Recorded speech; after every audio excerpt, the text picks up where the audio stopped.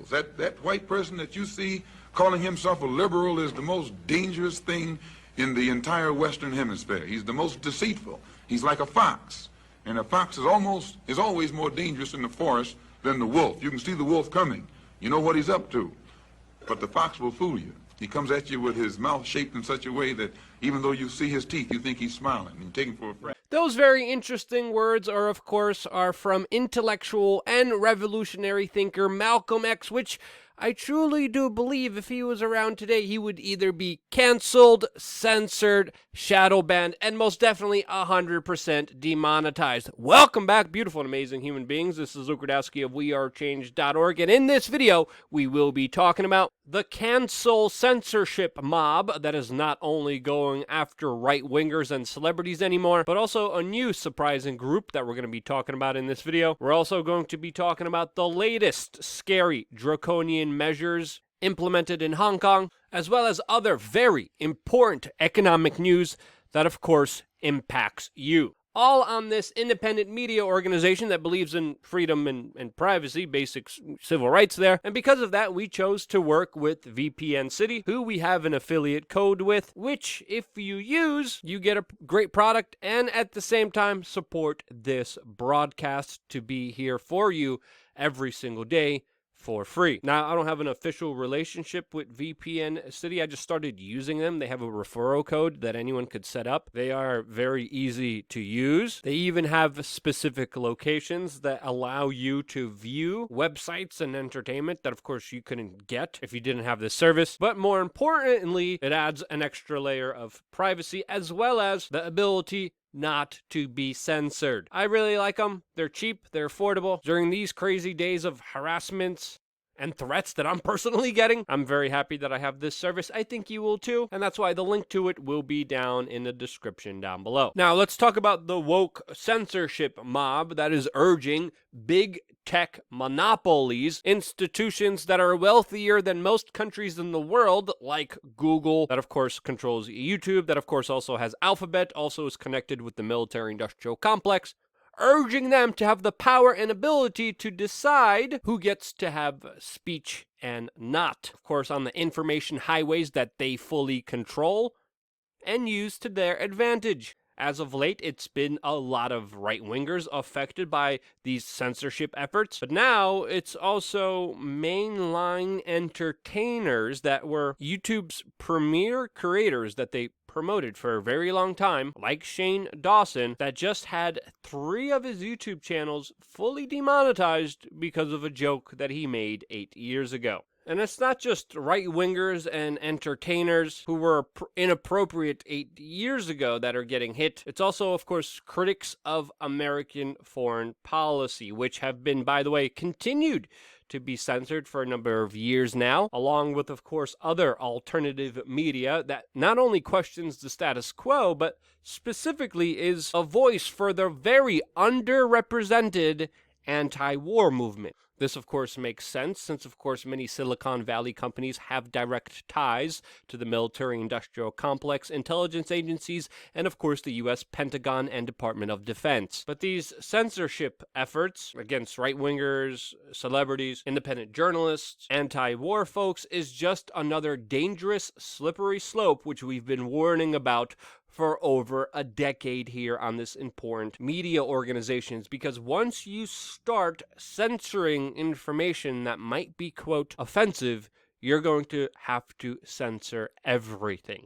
And of course, powerful entities at the helm will protect their interests at all costs. And this is why, in my opinion, we're going to be seeing a major wave of censorship from here, continuing on spiraling out of control, which again is only going to be a matter of time before it affects everyone. That's why, again, as I've been saying yesterday with the latest censorship efforts that I've been covering that happened then, that it's more important than ever to sign up on our email list. It costs you nothing, and it safeguards our ability to speak to you, which is, again, more important than ever since our channel is heavily censored and shadow banned. Why? Well, we dare to question the status quo and also the very powerful institutions that are silencing free speech. And I'm all for free speech, even if it's ideas and speech that I deplore and I disagree with. But when we have violent speech on one political spectrum being promoted and allowed, while other political discourse just criticizing policies being outright censored, you should start asking yourselves, what is really going on here? Which ties me in nicely to the next story of the latest developments that are happening right now in Hong Kong. A story very close to my heart since, of course, I did a lot of on-the-ground reporting in Hong Kong. I visited that territory many times, and it's important to note here that the people of Hong Kong first experienced censorship online of ideas. People who would oppose the Chinese state, especially in China, were targeted, censored, and deleted. And after the Chinese government grasped power over the ability of speech, now it's taking it to another very dangerous level, which I believe the United States is following closely with the trend of, but is only a few steps behind. As right now, according to the law in Hong Kong, any, quote, secessionist activities, which includes shouting slogans, holding up banners critical of the government, calling for Hong Kong's independence, is now a violation of the law. Some of the violators may even face life imprisonment if they dare speak out against the ruling power. Now, of course, this is not happening in the United States, but if you speak out against the corporate ruling power, the military-industrial complex, the left-wing power and its institutions, well, you're going to make sure that you won't be able to have a voice and survive and sustain yourself online. And the situation developing right now in Hong Kong is extremely drastic, as many people are rushing to erase their digital footprints online, since many people fear that the Chinese government authorities will be data mining it in order to charge and arrest individuals for the horrible crime of thought crime. Yes, for just thinking and expressing an idea that one powerful entity does not like. And that's terrifying, and that's truly the pathway that the United States is on with its progression as that becomes more of a reality. Now, the United Kingdom, that had an agreement with China to allow Hong Kong to be a separate territory for a duration of time, says that China just broke its declaration, and they are allowing Hong Kong citizens an open pathway to British citizenship. Taiwan has also offered similar refuge for Hong Kong citizens. Now, of course, the news of this was met with protest, with more violent actions. 200 people were arrested during protests, as of course this also sets up a very unfavorable geopolitical position between China and the West that is only deteriorating from here. All of this, as of course China continues its gross violations of human rights. Yesterday we talked about reports of forced sterilizations of a specific population in its country. There's another report talking about the human organ harvesting that has been happening in China as well, against specifically targeted racial groups and dissidents in their country. And while all of that is developing, large multinational corporations are, of course, silent about those protests, that movement, but of course, they are sponsoring, supporting, and funding, along with almost every billionaire on the planet, a movement here in the United States, which many politicians and government officials are very happy to appease. Of course, a movement that has been characterized as a divide and conquer movement that focuses on our racial differences and not the large income inequality and economic robberies that are happening by a lot of these multinational corporations. And of course, the billionaire class that benefits off of them. A movement which some followers are cheering on and calling for more censorship efforts to be implemented against their political ideologues, which they disagree with, and that because of this movement, now Reddit, Twitch, Facebook, YouTube, and others are censoring people in the name of. And as this protest movement gets more institutional support, government officials painting its slogans on public property, and some government officials even going as far as trying to prosecute individuals who stand up for the idea of self-defense. Poorly, of course, with very bad trigger discipline as they do it, but still, of course, representing a symbolic meme now of being able to defend yourselves. Individuals, by the way, that also said publicly that they support Black Lives Matter.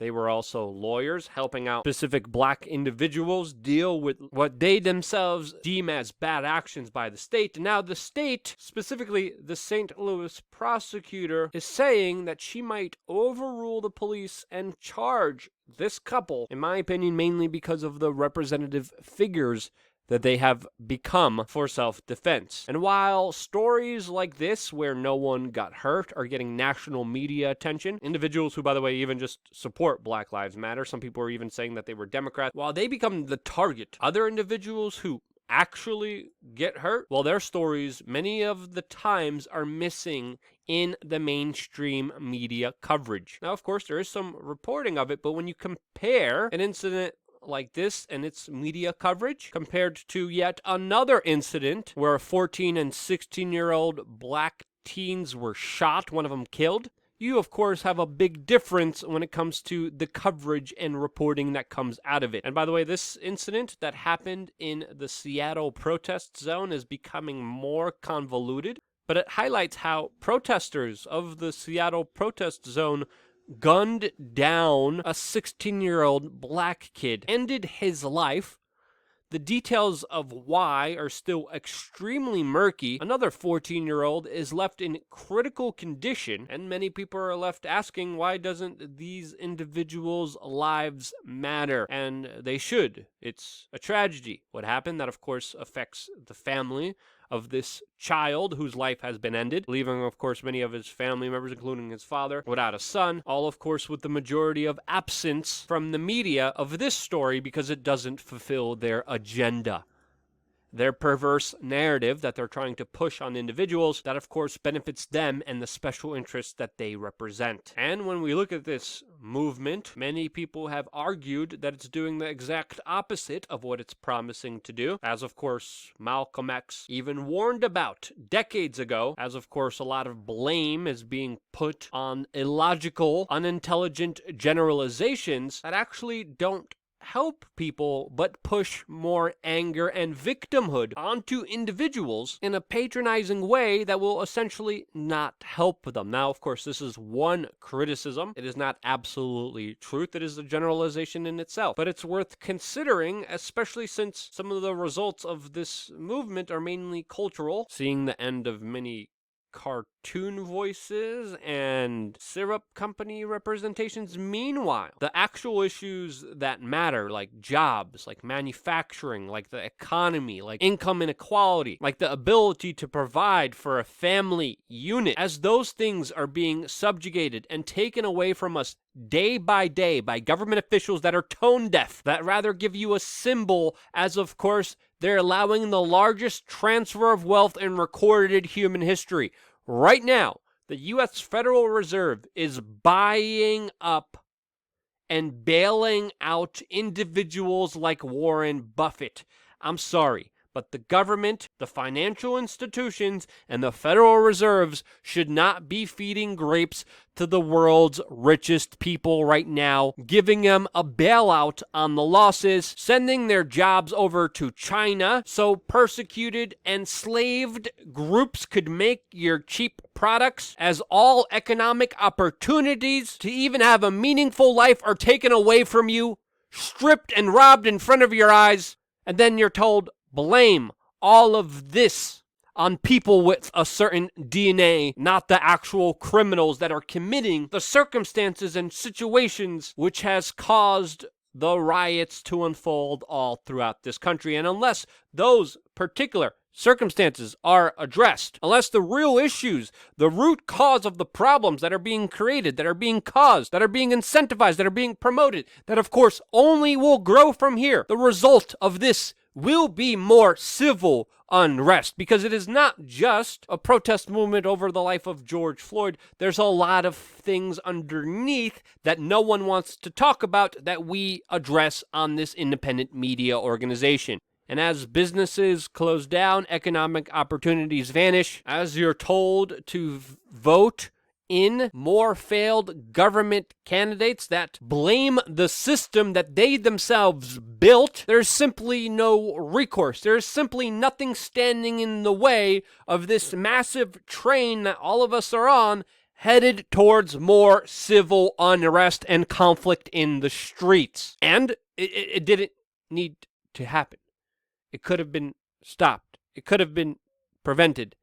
It's not. It's only accelerating right now. And that's absolutely infuriating. And that's why I'm here every single day for you, trying to get to the root of the problem and expose a lot of this hypocrisy. Again, make sure to sign up on our email list. It is more important than ever during these extremely critically dangerous times that we are all in. If you think I'm wrong, or if you think I assessed something incorrectly, let me know why down in the comment section below. I always appreciate constructive criticism, some feedback, even some weird, stupid jokes. It's fine. I appreciate a lot of it, mostly the constructive criticism, to be honest. I wouldn't be here if it wasn't for you, and this is why. Love you guys. Stay tuned for more here on wearechange.org.